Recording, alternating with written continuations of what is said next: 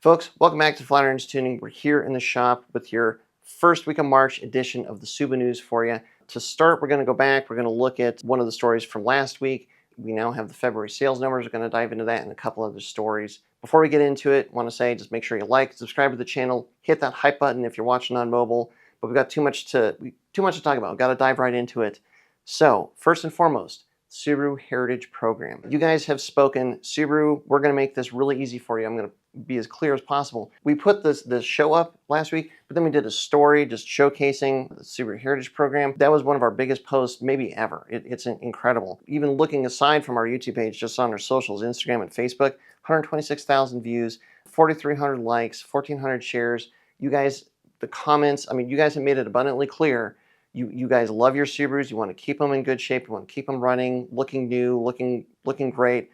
Subaru, there's a huge demand for these parts that have been discontinued for some of these older Subarus. All you got to do is move the program from Subaru of Japan to Subaru of USA.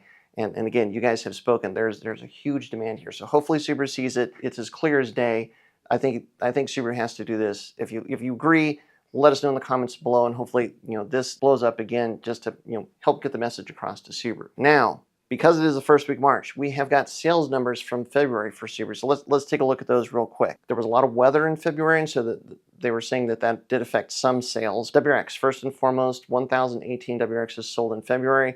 It was down compared to February last year, but I think even 1,000 WRXs is still pretty good. Remember, for a number of months towards the end of 2025, we were literally just a couple hundred WRXs sold each month. So 1,000 is pretty decent. The BRZ had a really good month in February, 277 units sold. They were up 10% compared to last year, so weird. February, it's been a warm February here, so maybe that's part of it. BRZs are doing well. Forester, the Subaru Forester, 17,919 units sold. It's either a record for February or a record for Foresters overall. That's a crazy number of Foresters. People love that car. I think the Forester Hybrid is a really interesting, really compelling vehicle.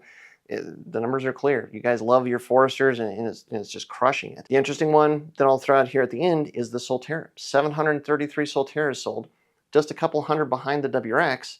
Remember, all the EV incentives and stuff, that's gone. This is one of the big question marks, and why we wanted to watch these numbers in 2026 is what's going to happen with the EVs. Well, the Solterra is doing pretty good, and we're about to see the Uncharted and the Trail Seeker show up at dealerships here soon, and that's where I'm really, really curious to see what happens. All the embargoes have lifted on the Uncharted and Trail Seeker, so go ahead and check those things out. They both look like really interesting cars, especially the Trail Seeker. Driving Sports TV, check out Ryan Douthat's review of the Trail Seeker. That thing looks like an absolute blast to drive. I think Subaru has nailed it. I've seen some people referring to that as the most Subaru EV yet. It looks really cool. I cannot wait to drive one, cannot wait to see one in person. And you figure we're about 1,300 units between BRZs and WRXs combined sold in February. The Uncharted and Trail Seeker were both available.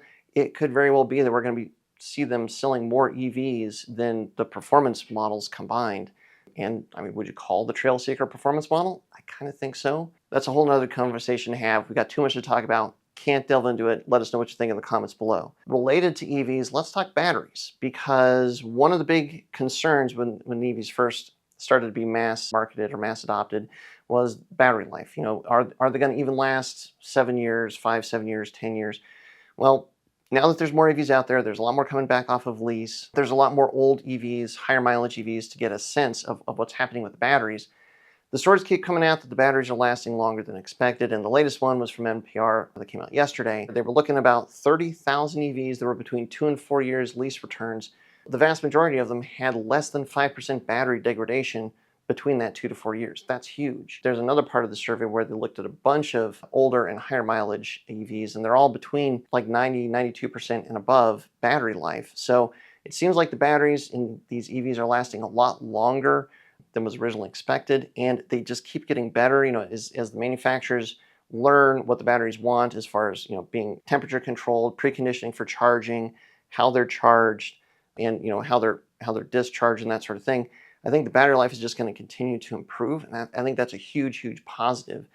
Each new generation of EV is probably going to get better, so these new Subaru models, they're probably going to have really good battery life, and that's awesome. I mean, if going in, you can probably have a very low chance of issue or maintenance for 10, 12 years with your EV.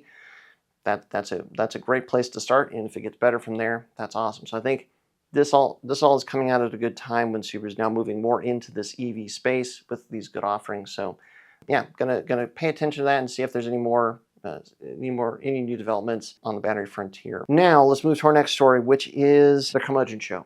All right, so last episode we're talking about how they were very down on Subarus. Even asked the question, why does Subaru exist? It's funny because I was listening to the next episode, 226, and in the background for the whole episode you got a Crosstrek hybrid. And sure enough, now Jason Cammisa, once he actually drives the Subaru, he really liked it a lot, and he admitted that he was wrong. And it just shows me that maybe he hasn't driven as many newer Subarus or current Subarus to be aware of what Subaru is doing.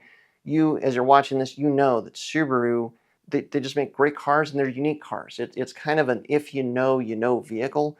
There's just not a lot of cars out there that feel like Subarus. Just the handling, just the way that they work off-road.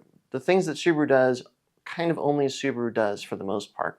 So it sounds like he's appreciating that. And Cammisa, I got to say, all the stuff you like about Volkswagens, the modability, the parts interchangeability, you're putting a VR6 in your Cabriolet or Cabrio. Subaru's got that in spades too. If you want to know more and see more and drive more like race cars and rally cars and modified Subarus, call me. I can make that happen. I don't think it will happen, but it would be great if it did.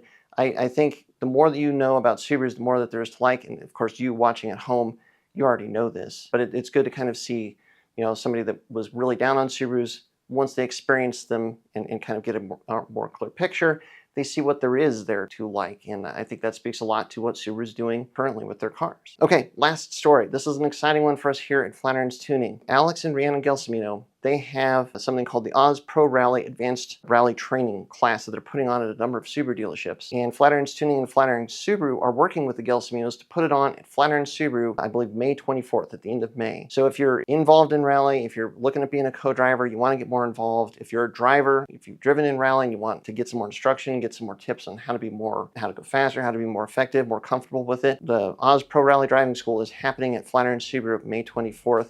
We're really excited to be a part of it and to have this happen in Colorado, just up the street from us. It's really exciting, and I cannot wait for it to happen. Cannot wait for me to get here to see what this class is all about and just listen to the Gelsominos do their thing, and it's going to be really exciting. So you can reserve your spots. We'll put a link in the description to that as well. But for right now, for this first week of March, that is your Suba News. Thanks very much for watching. Thanks for your support as always. We're going to keep looking for all those cool new Subaru stories, and we'll be here next week for your next edition of the Suba News. So thanks very much for watching. Until next time, stay tuned to Flatiron's Tuning.